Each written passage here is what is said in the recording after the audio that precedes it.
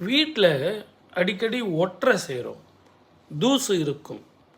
இதுக்கு ஜோதிட ரீதியாக என்ன காரணம் அப்படின்னு நம்ம பார்க்கணும். சார், வீடுன்னு இருந்தால் ஒற்றை இருக்க தானே செய்யும். ரோட்டில் எவ்வளோ கார் போகுது வருது அதெல்லாம் இருக்கும் இல்லையா? அது நீங்கள் நல்லா யோசனை பண்ணி பார்த்தீங்கன்னா உங்களுக்கு ஹெல்த் இஷ்யூவை முதல்ல கொடுத்துரும். அதுக்கு காரணம் என்னென்னா, அந்த தூசு சேர்றது செயற்கையான முறையில் சேரும். ஆனால் இந்த ஒட்டரையும் அந்த பூஞ்சான்னு சொல்லக்கூடிய காளான்கள் வர்றது எதற்காக அப்படின்னு கேட்டிங்கன்னா, 7.5 சனியாக இருந்தால், ராகு திசையாக இருந்தால், ஏன் உங்களுக்கு தேன்கூடு வீட்டில் கட்டுறது கூட கேது திசை ராகு திசை நடப்பவங்க வீட்டில் தான் கட்டும்.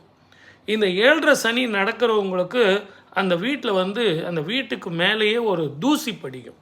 இதை எல்லாத்த விட நம்ம எவ்வளோ சமையல் பண்ணுறோம், எக்ஸாஸ்ட் ஃபேன் வச்சுருக்கோம், எல்லாம் இருந்து அந்த புகையெல்லாம் இழுத்து நம்ம வெளியே விட்டால் கூட அந்த வீடு முழுவதும் ஏதோ ஒரு இருள் கப்பிய ஒரு சூழ்நிலை. எவ்வளவுதான் விளக்கு போட்டாலும் பளிச்சுனே இருக்காது. ஏதோ ஒரு ரொம்ப மங்கலான ஒரு ஒளி வீட்டில் இருக்கிற மாதிரியே இருக்கும். இதற்கு என்ன சார் காரணம்?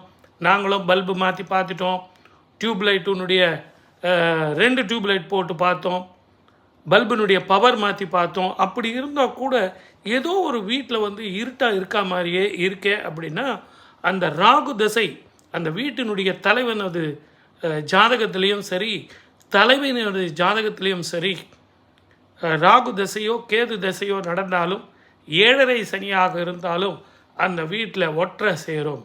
அந்த ஒற்றை சேர்றதுனால nose infection, cold, cough, ENT problem இது எல்லாமே வரும். த்ரோட் இன்ஃபெக்ஷன் வரும். அடிக்கடி நீங்கள் சுத்தம் பண்ணணும் அப்படின்னு நீங்கள் நினச்சா கூட சுத்தம் பண்ணவே விட மாட்டேன்.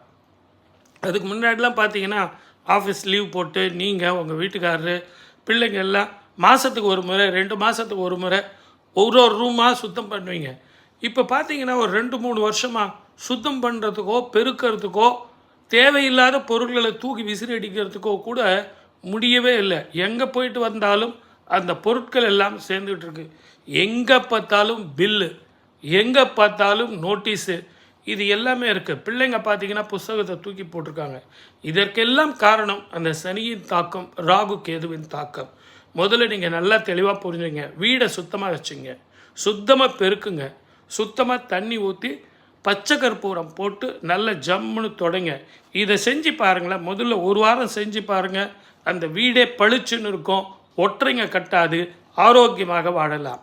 சப்ஸ்கிரைப் பண்ணுங்கள், ஷேர் பண்ணுங்கள், நிறைய பேசுவோம்.